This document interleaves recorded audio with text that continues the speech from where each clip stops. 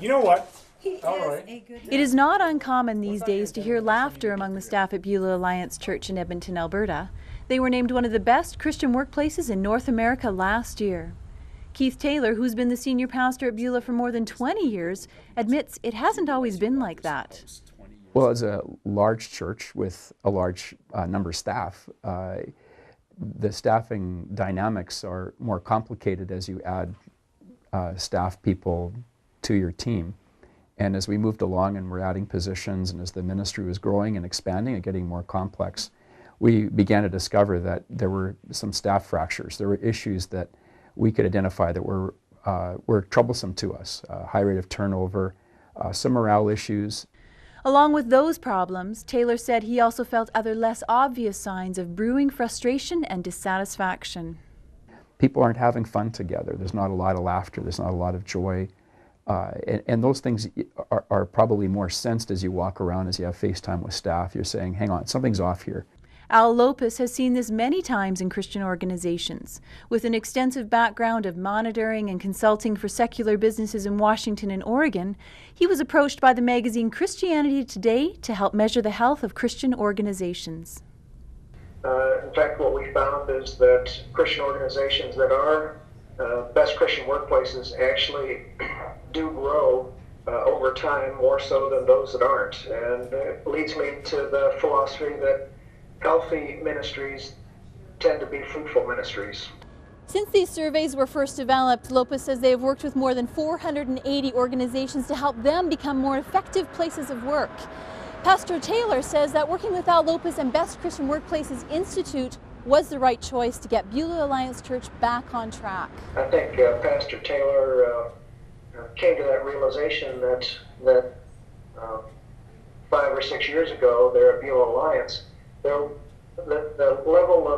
was a degree of dysfunction with the staff that was in fact causing the congregation to plateau after rapid growth, and you could sense and feel that something wasn't right, and others were starting to notice it as well. Utilizing the Best Christian Workplace survey allowed us an independent audit of the staff. It gave them a safe place to give their feedback. Then we get the cumulative response of that also in comparison to other Christian organizations. Best Christian Workplace said, you guys are really close to being toxic. So what we were intuiting was just fleshed out in what the survey showed. And then that elevated the need for us to address it and to go after it. The first step, he says, was for him to let go and realize he could not fix the problem alone. Because I had been leading when things had got more toxic or when things were not working well, and I was willing to admit that, but say, okay, then how will I lead in order for us to make the change? And so one of the things was to add someone to the team who could address that specifically. That was one of the starting points. Rob Chartrand was just the person to make those changes. His first task? To increase the level of trust among the staff through open communication. I think it's created an increase in morale, and it's created an increase in trust. There's less secrecy.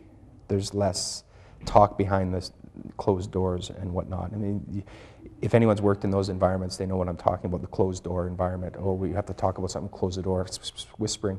There's less of that, and we've actually tried to maintain an open office environment. To see the whole picture, Chartrand says that he made intentional efforts to hear from all the staff.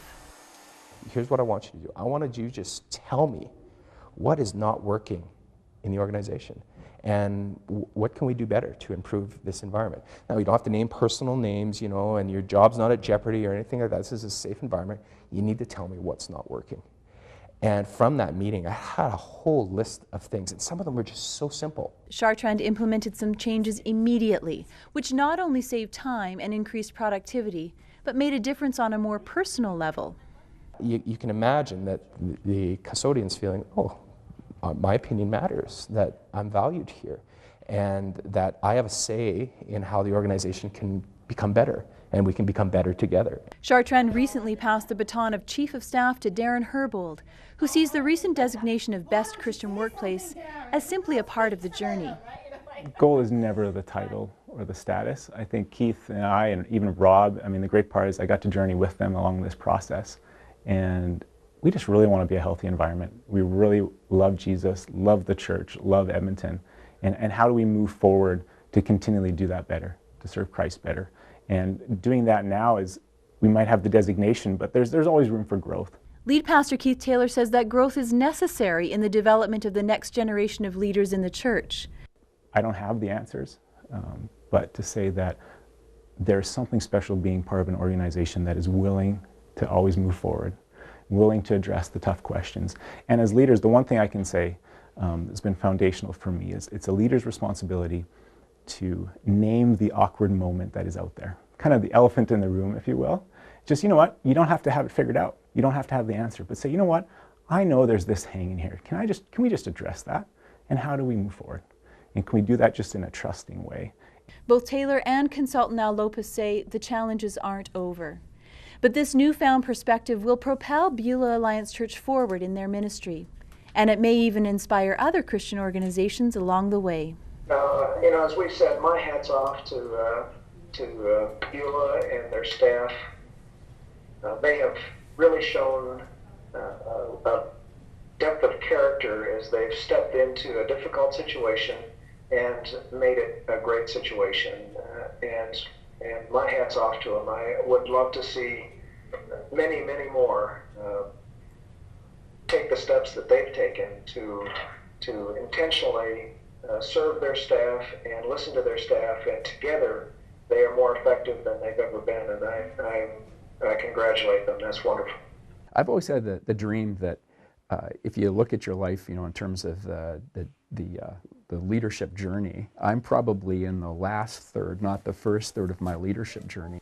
Really, for me, the next 5 to 10 years is all about raising up new leaders and multiplying ourselves. You know, leave in your wake a bunch of leaders who are stepping on your shoulders and who are leading even better. In Edmonton, for 100 Huntley Street, I'm Natalie Faith.